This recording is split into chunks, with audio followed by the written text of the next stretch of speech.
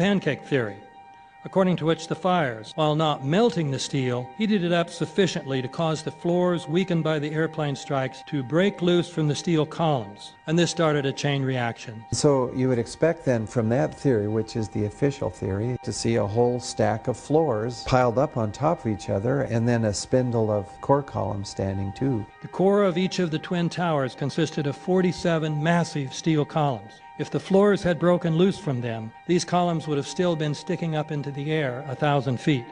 The plane did not cut all those core columns. We designed the buildings to take the impact of the Boeing 707 hitting the building at any location. The building probably could sustain multiple impacts of jetliners. That the plane flew straight into the building. Through him, right. Yeah. So you're saying that the building was actually designed to cope with a hole like that and still survive? Yeah, it was. If you had dropped, say, a billiard ball from the top of the World Trade Center, 110 floors up there, it would have taken 8 to 10 seconds to hit the ground, encountering no resistance whatsoever. The Twin Towers came down in nearly free fall speed.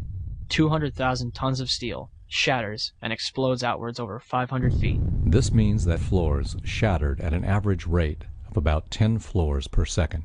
There is no scenario for a pancake effect of buildings falling that allows them to fall at the rate of free fall. Now what can do that? What can move mass out of the way? Explosives.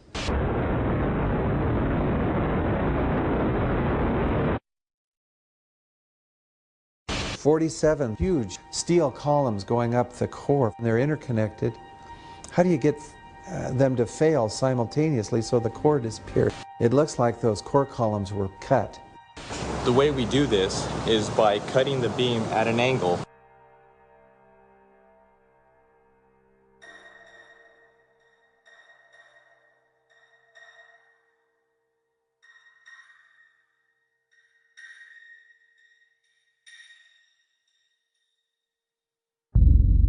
I started looking at the molten metal.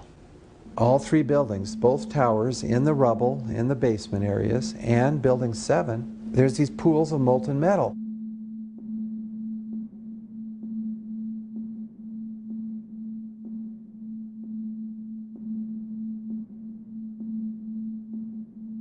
You'd get down below and you'd see molten steel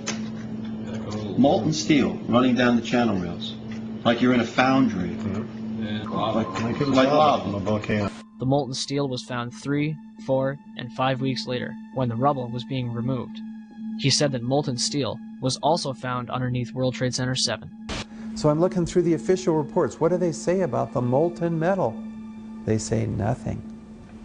But wait a minute. This is important evidence. So where'd that come from?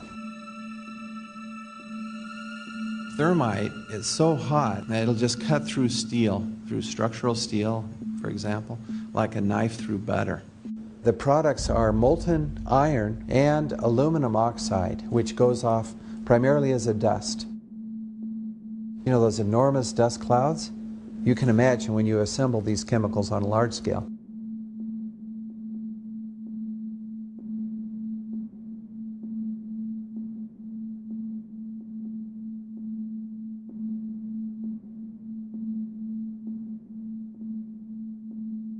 Molten metal pools under both towers after they collapsed, and Building 7. Now, Building 7 wasn't even hit by a jet. Part of the problem is that most people simply don't know much about Building 7 due to the extraordinary secrecy surrounding this collapse. And this was a 47-story skyscraper. This building fell at 5:25. It was not hit by a plane. This building had fires on only 2 or 3 floors. And it was brought down by what we know was a controlled demolition. Demolitions, they look just like that. You know, a kink in the middle, and then that building just comes straight down, almost at free fall speed. They first blow one of the central columns so the building falls in on itself. Building 7 had a classic crimp or wedge. Its central column was blown out first, so it didn't structurally damage buildings just a few feet away from it.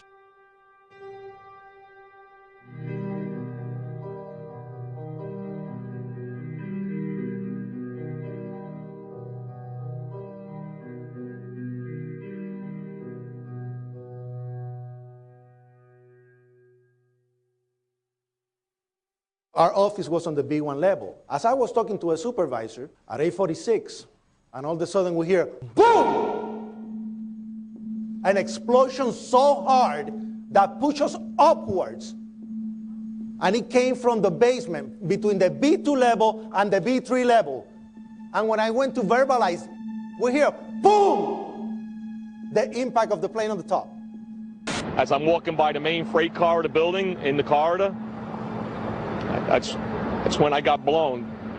I mean, the impact of the explosion threw me to the floor, and that's when everything started happening. All of a sudden, a big impact happened again, and all the ceiling tile was falling down, the light fixtures were falling. You know, you got to go clear across the whole from 1 to 2 World Trade Center, and then all of a sudden, it happened all over again. Something else hit us to the floor. Right in the basement, you felt it. Walls were caving in, everything that was going on. I mean, I know of people that got killed in the basement. I know of people that got broken legs in the basement. People that got reconstructive surgery because the walls hit them in the face.